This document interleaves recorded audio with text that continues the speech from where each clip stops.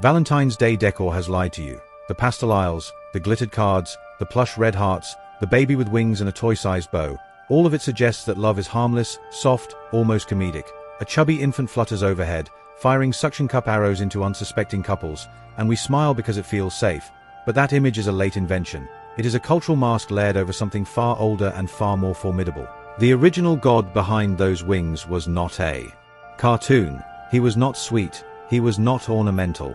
Before he was called Cupid, before greeting cards industrialized affection, before chocolate companies weaponized sentimentality, he was Eros. And in his earliest form, he was not a character in a romantic comedy. He was primordial.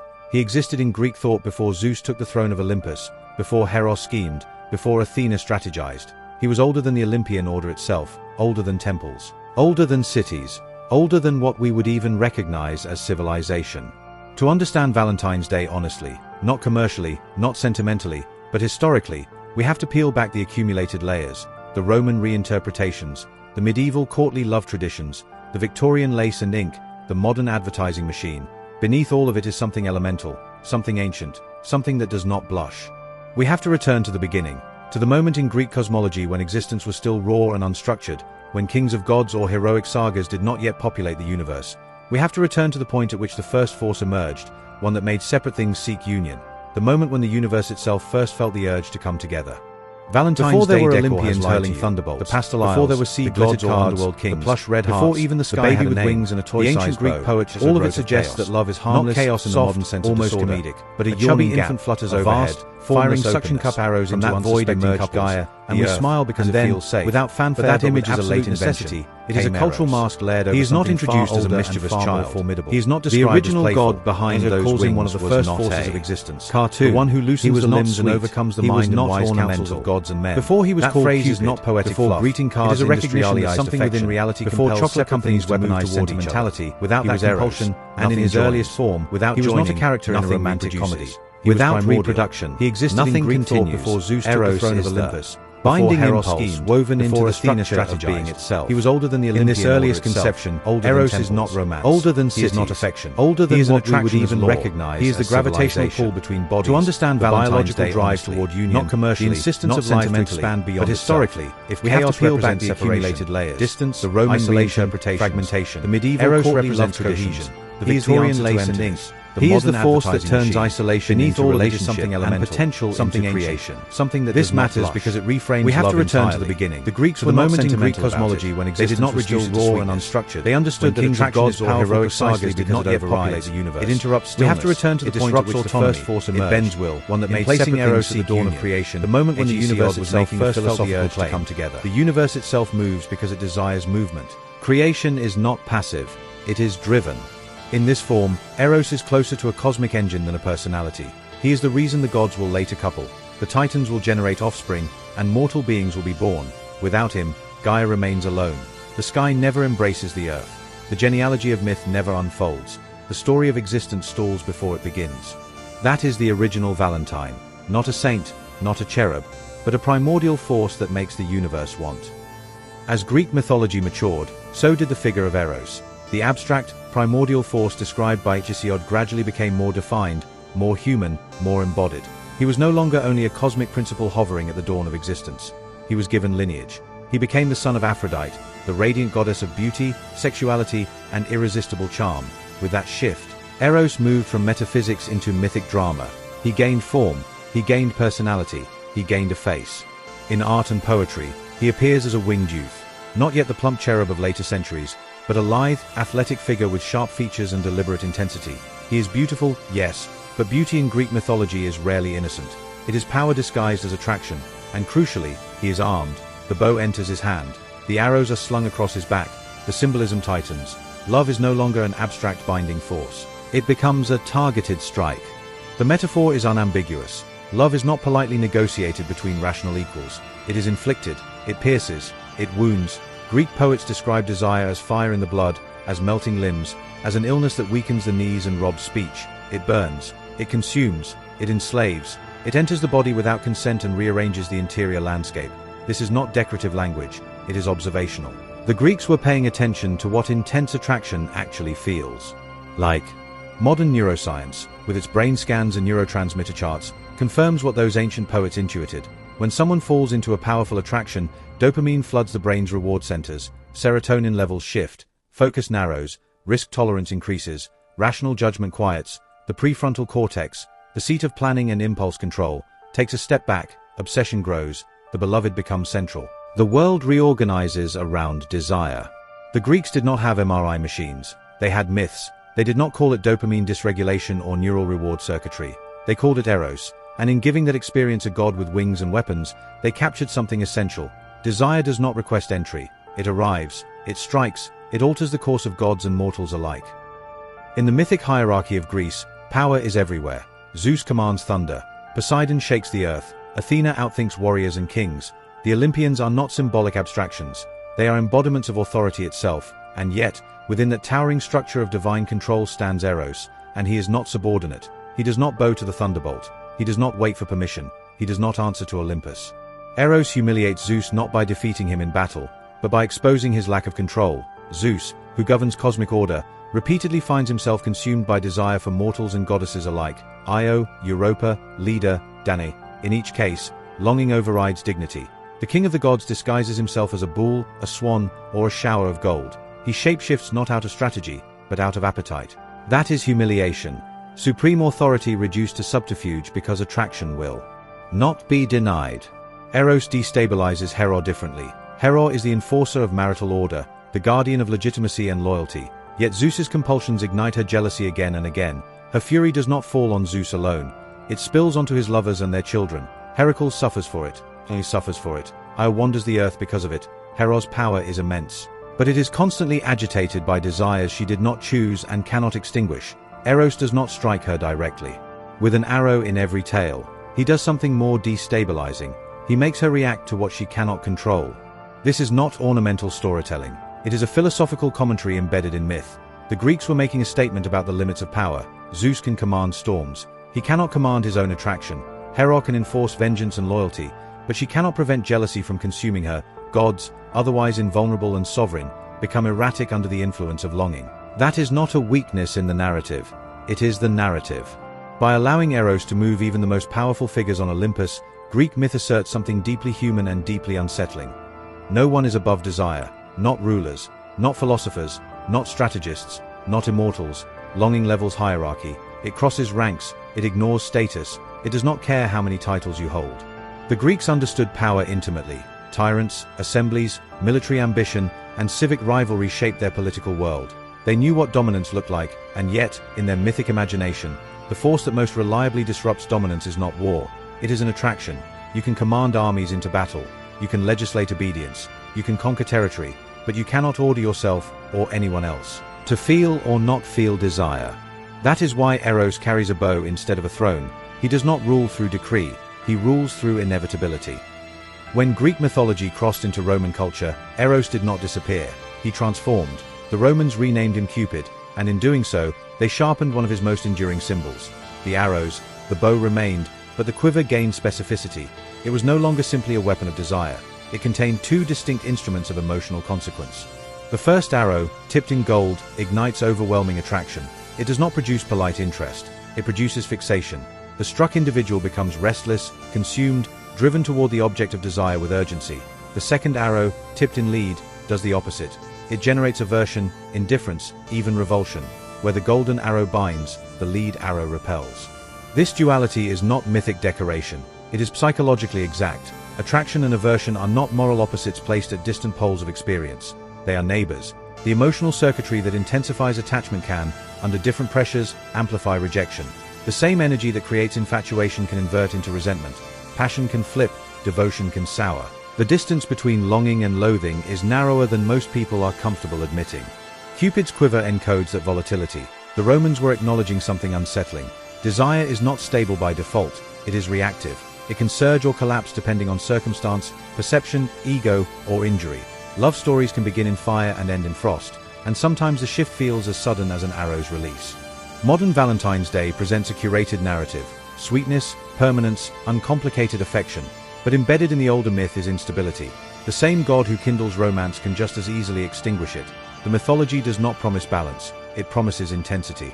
Under the pink paper hearts and carefully arranged bouquets is a far older understanding. Love is not only about warmth, it is about volatility, and volatility is power. The most psychologically sophisticated story attached to Eros is his love for Psyche. Unlike many myths that revolve around conquest or punishment, this one centers on vulnerability. Psyche is a mortal woman whose beauty rivals that of Aphrodite herself. People begin to admire her excessively, neglecting the goddess in favor of the human. Aphrodite responds not with grace but with jealousy. She commands her son Eros to strike Psyche with a golden arrow and make her fall in love with something grotesque. Instead, Eros wounds himself. The god who controls desire becomes subject to it. The archer is pierced by his own weapon. In a single reversal, the myth strips him of invulnerability. This is not a trivial detail. It reveals that desire does not exempt its wielder. Even the embodiment of longing cannot stand outside its influence. Eros hides his identity and arranges for Psyche to be carried to a mysterious palace. He visits her only at night. He forbids her from looking at him. She is enveloped in luxury, touched by a lover she cannot see, held by a presence she cannot fully understand. This secrecy is not random storytelling. It mirrors the early stages of desire itself. Attraction often precedes comprehension. Intimacy can ignite before clarity forms. Passion can deepen in darkness, sustained by sensation, rather than knowledge. Eventually, doubt creeps in. Psyche's sisters whisper suspicion. She lights a lamp to see the face of the one who shares her bed. In that moment of illumination, oil spills, and Eros awakened. Trust fractures, he flees. This turning point is not a punishment for curiosity. It is a narrative representation of what happens when unconscious desire meets conscious awareness. Once you see clearly, innocence ends, mystery dissolves, illusion shifts. Psyche is then subjected to a series of impossible tasks imposed by Aphrodite, sorting seeds, retrieving golden wool, and descending into the underworld to obtain a fragment of beauty from Persephone. Each task strips away naivety and forces growth. She experiences humiliation, exhaustion, fear, death's threshold. She is no longer the admired girl carried by forces beyond her control. She becomes resilient, deliberate, enduring. Only after suffering and transformation does union become permanent. The gods ultimately grant Psyche immortality. She and Eros are reunited not as impulse and innocence, but as desire and soul refined through ordeal. This myth is not about fairy tale romance. It is about maturation. It insists that desire alone cannot sustain love. Attraction may begin the story, but growth sustains it. The soul must evolve. Without evolution, passion collapses under its own intensity. With evolution, it becomes steadier, not weaker, but conscious. In the end, Eros does not disappear. He deepens, and Psyche is no longer merely beautiful. She is transformed. By the time we reach Plato and his dialogue Sympoetium, Eros undergoes another transformation, not in form, but in function. He is no longer treated merely as a winged archer igniting romantic chaos. He becomes philosophical. He becomes a theory about what drives human beings upward. In the Sympoetium, various speakers debate the nature of love. The most influential account comes through the voice of P.I.T.A, who describes Eros not as a god of completion but as a being of longing, always reaching, never fully satisfied. Eros, in this framing, is born of poverty and resource. He is lacking in ingenuity. He desires because he does not possess, and in that desire lies movement. The famous ladder of love unfolds from this idea. It begins with the most immediate and familiar form of attraction, love for a single beautiful body. That experience feels singular, urgent, and consuming. But if one reflects carefully, something shifts. The lover begins to recognize that beauty is not confined to one person. It appears in many bodies. The fixation widens. From there, attention moves beyond the physical. The lover begins to value the beauty of the mind, intelligence, character, virtue. Physical form fades in importance compared to internal substance. Then the ascent continues. The lover becomes devoted to the beauty of ideas, of knowledge, of wisdom itself. Finally, at the summit, the lover apprehends beauty in its pure form, not attached to any body, not tied to any single instance, but understood as an eternal principle. In this framework, Eros is not eliminated. He is refined. The same force that once compelled desire for flesh now compels desire for truth. Attraction becomes aspiration. Longing becomes intellectual hunger. The fire remains, but its direction changes. The Greeks did not attempt to extinguish Eros. They did not pretend desire was shameful or trivial. They recognized its power and asked a harder question. Can that power be guided? Can the same energy that drives obsession also drive excellence? Plato's answer is yes. Eros can pull humanity toward transcendence. It can propel the soul upward if it is disciplined rather than indulged unquestioningly. The instinct that begins in the body can culminate in philosophy. That is a radical idea. It suggests that desire is not the enemy of wisdom. It is its starting point. When Rome absorbed Greek mythology, it did not erase Eros. it translated him, it reshaped him, it renamed him Cupid. And in that translation, something subtle but significant began to change. The blade did not disappear, but it dulled. In early Roman depictions, Cupid still carries the bow, he still wields the arrows, he still incites passion among gods and mortals. But visually, he begins to shrink. The lean, dangerous youth of Greek art gradually gives way to a softer figure, younger, rounder, cherubic. The wings remain, but they attach to a child's body rather than an adolescent's. The shift is not accidental, it reflects a cultural instinct. Cultures soften what frightens them. Desire is destabilizing. It topples hierarchies, it overrides reason, it humiliates the powerful. A muscular archer capable of unmaking gods is unsettling. A plump, winged child is manageable. It is easier to laugh at love when it looks harmless. It is easier to commercialize an attraction when it wears dimples. By the Renaissance, artists treated Cupid as a decorative figure. He adorns frescoes and ceilings. He flutters through scenes of divine romance as an accessory rather than a threat. By the Victorian era, sentimentality deepens. Cupid becomes associated with purity, courtship, and idealized affection. His edge recedes behind lace and floral motifs, and by modernity, he is fully commercial, stamped on candy boxes, printed on cards, animated in advertisements. The god who once embodied the gravitational force of existence becomes a seasonal logo. But the weapon remains. The arrows remain. The symbolism remains, even if it is no longer consciously acknowledged. Beneath the cherub smile is the same ancient metaphor. Desire strikes, it alters, it binds or repels. The packaging has changed, but the force it represents has not. The Romans domesticated the god, but they did not disarm him. When Valentine's Day celebrates Cupid, it does not honor the primordial force described by Hesiod or examined by Plato. It is honoring a descendant, softened, sentimentalized, and packaged for seasonal comfort. The modern image is curated, pink, playful, harmless. But beneath that curated exterior stands the older reality of Eros, and he was never about polite affection or tidy romance. The original Eros was about intensity, about an obsession that narrows vision and heightens focus, about the risk that overrides calculation, about the longing that keeps people awake at night and restless in daylight. He represented compulsion, the internal pull that makes a person step beyond safety and toward uncertainty. That pull is not always gentle. It can be creative, courageous, and transformative. It can also be reckless. This is the force that makes humans abandon caution in pursuit of connection. The force that compels artists to create, poets to write, composers to score, and explorers to leave home. It is the same energy that binds strangers into families and inspires vows spoken in hope. It is also the same energy that sparks rivalry, jealousy, betrayal, and war.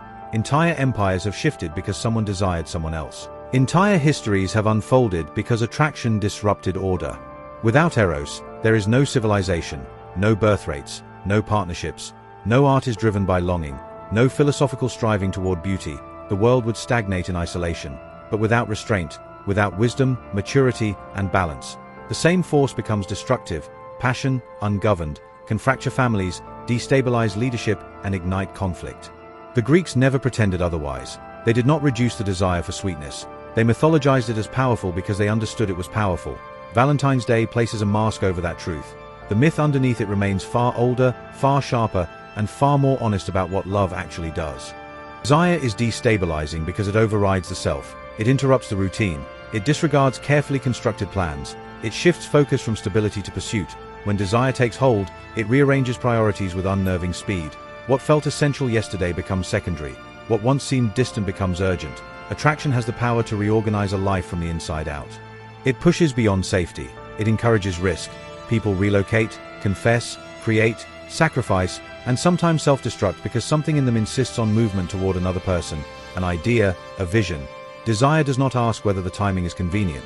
It does not consult spreadsheets. It acts, and in acting, it reshapes circumstance. That reshaping can elevate or destroy. It can inspire devotion, loyalty, artistic brilliance, and intellectual breakthrough. It can also ignite jealousy, obsession, rivalry, and collapse. The same internal force that compels someone to write a symphony can compel someone to burn a bridge. Eros does not guarantee virtue. He guarantees intensity. Eros is not gentle, but he is necessary. Without him, there is no striving, no reproduction, no longing that pulls humanity forward. Every culture has recognized his power and attempted to manage it. Religion frames desire within moral codes. Society builds laws and customs to regulate its consequences. Commerce wraps it in imagery and sells it back as a celebration. Each system tries to contain the volatility while preserving the vitality. Yet the ancient truth remains beneath every adaptation. The universe moves because it wants. Stars form because matter pulls toward matter. Life expands because organisms seek union. Humans act because they are drawn toward people, toward beauty, toward meaning. Creation itself begins with attraction. Before structure, before order, before civilization, there is the urge to connect. That is Eros. When you see the cherub this Valentine's Day, hovering on a storefront display, stamped across a glossy card, smiling from a foil-wrapped box of chocolate, remember what came before. Remember that this image is the final layer of a very long story before roses were cultivated into symbols, before lace-trimmed handwritten notes, before heart-shaped boxes promised sweetness in measured portions. There was something far older and far less decorative. There was a god who embodied the gravitational pull of existence itself, not metaphorically, philosophically, a force that explained why separate things refuse to remain separate. Why does distance close? Why isolation gives way to union? That god was not interested in sentimentality. He did not float harmlessly overhead, dispensing polite affection. He destabilized kings. He redirected history. He compelled both gods and mortals toward one another with a force that could not be negotiated. He was not safe. Because attraction is not safe, it asks for vulnerability. It invites risk. It dismantles certainty. He was not cute. Because longing is not cute, it is urgent. It is consuming. It is the engine beneath both devotion and disaster. And yet, he is the reason anything touches anything at all. The reason bodies find bodies. The reason minds seek minds. The reason artists chase beauty and philosophers chase truth. Without that pull, there is no connection. Without connection, there is no continuity. Without continuity, there is no story. A greeting card is pleasant. It is polished. It is contained. But the force it gestures toward, however faintly, is ancient, relentless, and foundational.